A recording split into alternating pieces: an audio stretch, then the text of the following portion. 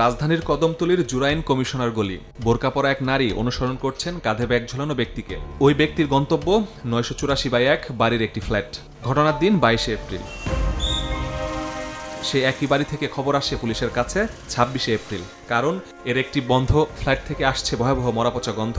খবর পেয়ে দরজা ভেঙে পুলিশ উদ্ধার করে সেই ফ্ল্যাটের বাসিন্দা শারমিন আক্তার শেলীর অর্ধগলিত মরদেহ। সবাই বললাম যে ভাই গন্ধ হয় কই থেকে, তখন বললো কি হেরা চারতলা হেরা খেয়াল করলো যে চারতলা থেকে গন্ধটা আইতাছে। এলাকাবাসী জানায় স্বামী স্ত্রী পরিচয়ে ভাড়া নেওয়া এই ফ্ল্যাটে মূলত থাকতেন শারমিন আক্তার শেলী, আর তার স্বামীর পরিচয়ে থাকতেন সেনাবাহিনী থেকে চাকরিচ্যুত মেজর আব্দুল্লাহ আল মামুন।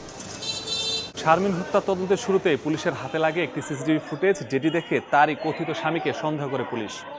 তাহলে কি তার স্বামী তাকে হত্যা করেছে নাকি অন্য কেউ? এমন প্রশ্ন নিয়ে এগুতে থাকে এই হত্যার তদন্ত। সেই সিসি ক্যামেরার ফুটেজে দেখা যায় 22 এপ্রিল রাত 8টা 8 মিনিটে অটোরিকশায় করে জুরাইন কমিশনার গলি আসেন মামুন। পরদিন সকালে বাসা থেকে বেরিয়ে যান। এজন্য পুলিশ মামুনকে গ্রেফতার করে। হত্যার দায় মামুন অস্বীকার করায় শুরু হয় পুলিশের অধিগত তদন্ত। আবারও পরিদর্শন করে ঘটনাস্থল, পর্যালোচনা করে সিসি ক্যামেরার ফুটেজ, যেখানে দেখা যায় মামুন বেরিয়ে যাবার পর বোরকা পরিহিত এক নারী ঢুকছেন সেই ফ্ল্যাটে। তদন্তে বেরিয়ে আসে সেই নারী মামুনের আরেক প্রেমিকা মোহনা। এবার গ্রেফতার করা হয় মোহনাকে। মামুন ও মোহনাকে মুখোমুখি জিজ্ঞাসাবাদে জট খুলে হত্যার রহস্যের। তুমি মেজর সাহেবের সাথে কেন সম্পর্ক রাখছো, তুমি ছেড়ে দাও। তখন মেজর ওই মহিলা রাজি হয় না। কথা এক পর্যায়ে মহিলা তাকে স্টেপ করার পরে মহিলা যখন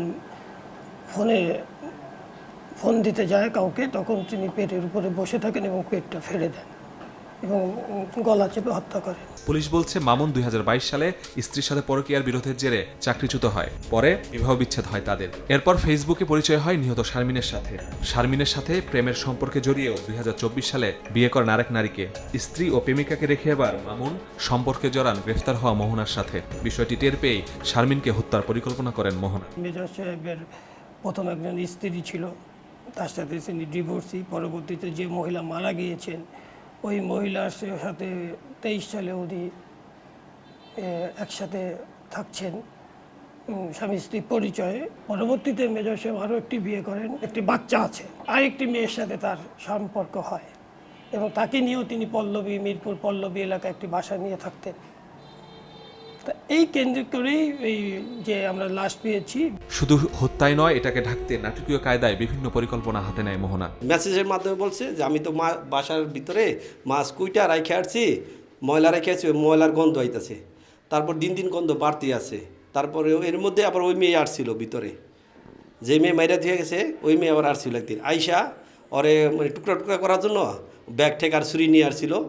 পরে ওই ছুরি ওই যখন ওই ফাটতে গেছে তখন গন্ধ টিকতে না পারে তাড়াতাড়ি বাইকে ওই ছুরি আর ব্যাগ ওই সিঁড়িদা ফালাই দিয়ে চলে গেছে।